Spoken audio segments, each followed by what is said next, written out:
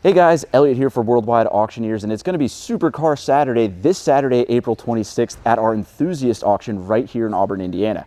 We're going to have over 250 collector cars going across the block, many of which are supercars like this. This is a 1998 Lamborghini Diablo SV Monterey Edition.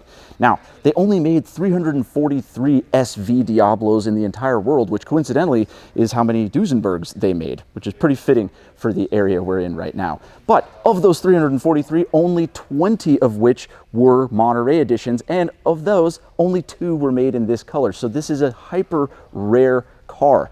Now, of course, in addition to it just being cool because it's a Diablo, the SV means it's souped up a bit. It actually stands for super veloce, which in Italian basically means very fast. And you will be going very fast because this car has 510 horsepower from its V12, and of course you've got all the cool accents, the big SV on the side, the SE30 style intakes on the roof, and of course what every Lamborghini has from this era, the scissor doors, which make you look and feel like a rock star anywhere you arrive to.